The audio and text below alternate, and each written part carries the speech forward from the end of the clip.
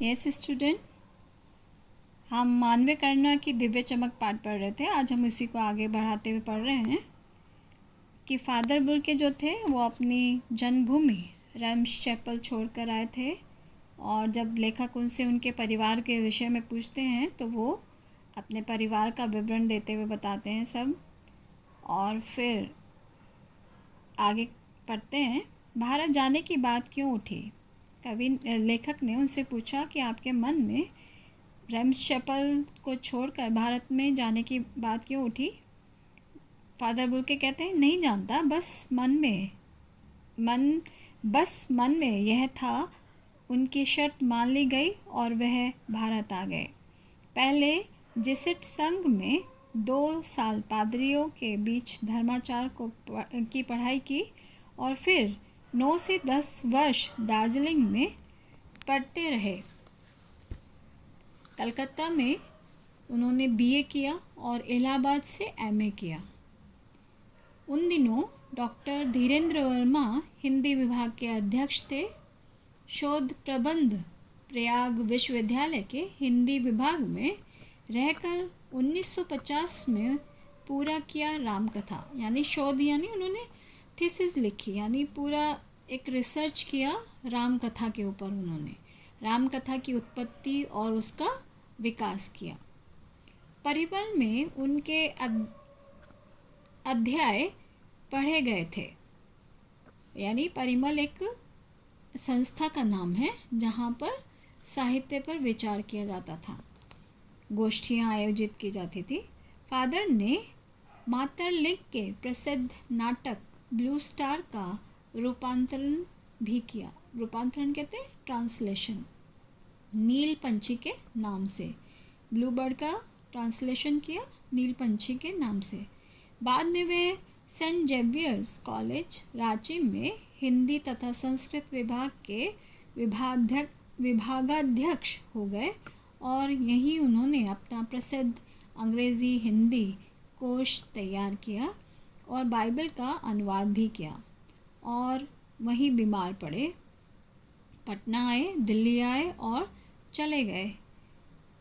47 वर्ष देश में रहकर और 73 वर्ष की ज़िंदगी जीकर। ये आपको नोट करना होगा, क्योंकि आपसे पूछ लिया जाता है कि कितने वर्ष रहे और कितने वर्ष तक की उनकी आयु रही, ये आपको पूछ लिया। तो आपने देखा इस गद्यांश में उन्होंने हिंदी के प्रति वो कितने समर्पित था, कितने लगाव थे। एक विदेशी होते हुए उन्होंने रामकथा की उत्पत्ति, उसका विकास किया, और कैसे वो एक हिंदी में उन्होंने एमए किया और विभागाध्यक्ष बन गए, यानी हेड ऑफ द डिपार्टमेंट बन गए वो। तो इस तरह से उनका एक हिंदी के प्रति कितना रुझान था वो आपको देखने को मिला। उन्होंने अंग्रेज़ी और हिंदी के शब्दकोश भी तैयार किया, यानी डिक्शनरी। फादर बुल्के संकल्प से सन्यासी थे। कभी कभी लगता है कि वह मन से सन्यासी नहीं थे, रिश्ता बनाते थे तो तोड़ते नहीं थे। आपको एक बात ध्यान देनी है, सन्यासी, आप जैसे बोलेंगे, जैसे उच्चारण करोगे, वैसे ही आपकी साउंड भी आएगी, वैसे ही आपकी वर्तनी भी होगी। सन अनुस्वार आया, नयासी, ठीक है। सन्यासी यानी साधु के लिए कहा गया है, एक जो धर्म का पालन करने वाला है। 10 साल बाद मिलने के बाद भी उनकी गंध महसूस होती थी, यानी वो आपस में बहुत घनिष्ठ होते थे। जब एक से मिल जाते थे तो उससे वही रिश्ता बना कर रखते थे। वह जब भी दिल्ली आते ज़रूर मिलते, खोज कर समय निकाल कर, गर्मी सर्दी बरसात झेल कर मिलते, चाहे 2 मिनट के लिए ही सही। यह कौन सन्यासी करता है, यानी उनके व्यवहार के विषय में लेखक कह रहे हैं कि वो जब भी वो दिल्ली आते थे तो वो लेखक से अक्सर मिलते थे, चाहे कोई भी मौसम हो, सर्दी गर्मी, कभी, मतलब वो इसमें कुछ भी लापरवाही नहीं करते थे। यह कौन सन्यासी करता है, यानी ऐसा कौन साधु है जो ऐसा करता है। लेकिन उनके व्यवहार में यहाँ पर लेखक पहले ही बता चुके थे, वो मेल जोल करने वाले व्यक्ति थे। उनकी चिंता हिंदी की राष्ट्रभाषा के रूप में देखने की थी। वो एक हिंदी को राष्ट्रभाषा के रूप में देखना चाहते थे। हर मंच से इसकी तकलीफ़ बयां करते थे। इसके लिए अकाट्य तर्क देते थे, यानी उनकी बात को कोई भी काट नहीं सकता था कि हिंदी ही मातृभाषा होनी चाहिए, राष्ट्रभाषा होनी चाहिए। बस इसी एक सवाल पर उन्हें झुंझलाते देखा है और हिंदी वालों द्वारा ही हिंदी की उपेक्षा पर दुख करते उन्हें पाया है। यानी हम भारतीयों को ही हिंदी भाषा की उपेक्षा करते हुए उन्हें दुख होता था, लेकिन एक वो विदेशी थे, कैसे वो हिंदी भाषा से लगाव रखते थे। घर परिवार के बारे में, निजी दुख तकलीफ़ के बारे में पूछना उनका स्वभाव था और बड़े से बड़े दुख में उनके मुख से सांत्वना के जादू भरे 2 शब्द सुनना एक ऐसी रोशनी से भर देता था जो किसी गहरी तपस्या से जन्मती है। यानी वो हमदर्दी रखते थे, दुख में सुख में सबके साथ खड़े रहते थे और हमेशा जो दुखी व्यक्ति होता था उसके प्रति उनके मन में विनम्रता के भाव होते थे और वो दुख गायब हो जाता था। तो यहाँ पर दिखाया गया कि सन्यासी होते हुए भी वो उनमें एक अपनापन था। हर मौत दिखती है, जीवन को नहीं रहा, मुझे अपनी पत्नी और पुत्र की मृत्यु याद आ रही है और फादर के शब्दों से झरती विरल शांति भी। यानी जब वो गमगीन थे, उनके पुत्र और उनकी पत्नी की मृत्यु हुई, तो वो उनको ढांढस बंधाने का कार्य करते थे और वही लेखक को याद भी आ रहा है। आज वे नहीं हैं, दिल्ली में बीमार रहे और पता नहीं चला। बाहें खोलकर इस बार उन्होंने गले नहीं लगाया। जब देखा तब वे बाहें दोनों हाथों की सूजी उंगलियों को उलझाए ताबूत में जिस्म पर पड़ी थी। यानी जब वो बीमार थे और मिलने भी नहीं आए लेखक से, और वो जो एक हाथ फैलाकर अपनेपन का एहसास कराते थे, गले लगाते थे, वो अब लेखक को नहीं मिलेगा। उन्होंने उनका अंतिम समय उनके ताबूत में, ताबूत कहते हैं एक जो लकड़ी का बॉक्स होता है जिसमें मृत शरीर को रखा जाता है। जो शांति बरसती थी वह चेहरे पर स्थिर यहाँ पर, यानी अब वो मतलब नहीं बोलेंगे। अपने अंतिम समय में उनके मृत्यु ने उनको अपने आगोश में ले लिया है। तरलता जम गई थी, यानी जो एक उनके चेहरे पर हंसी रहती थी, जो मुस्कान रहती थी, एक शांत भाव रहता था, वो अब नहीं है। वह 18 अगस्त 1982 की सुबह 10 बजे का समय था। दिल्ली में कश्मीरी गेट के निक्सन कब्रगाह में उनका ताबूत एक छोटी सी नीली गाड़ी में से उतारा गया। यानी जहाँ पर उनको दफनाया गया था वो क्या था? निक्सन कब्रगाह। कुछ पादरी, रघुवंश जी का बेटा और उनके परिजन राजेश्वर सिंह उसे उतार रहे थे। फिर उसे उठाकर एक लंबी सकरी उदास पेड़ों की घनी छांव वाली सड़क से कब्रगाह के अंतिम आखिरी छोर तक ले जाया गया, जहाँ धरती की गोद में उन्हें सुलाने के लिए कब्र अवाक मुंह खोले लेती थी। यानी जो उनकी अंतिम समय की जो प्रक्रिया थी, कैसे उन्होंने उसको कब्र में दफनाने के लिए उन्होंने वो गड्ढा खोदा, तो यहाँ पर आश्चर्यचकित जो धरती थी अपना मुंह खोले हुए थी, तो वहाँ पर वो पूरी प्रक्रिया दिखाई है। ऊपर करील की घनी छां थी और चारों कब्रें और तेज धूप के वृत्त थे। यानी उस जगह का वर्णन लिख रहे हैं लेखक कि वहाँ चारों तरफ करील के वृक्ष थे, उनकी घनी छाया थी और उसके इर्द गिर्द जो दूसरी कब्रें भी बनी हुई थी। ये लेखक के नाम हैं ज्ञानेंद्र कुमार, विजेंद्र स्नातक, अजीत कुमार, डॉक्टर निर्मला जैन और मसीह समुदाय के लोग। पादरीगण उनके बीच में गैरिक वसन पहने इलाहाबाद के प्रसिद्ध विज्ञान शिक्षक डॉक्टर सत्यप्रकाश और डॉक्टर रघुवंश भी, जो अकेले उस सकरी सड़क की ठंडी उदासी में बहुत पहले से खामोश दुख की किन्हीं अपरिचित आहटों से दबे हुए थे।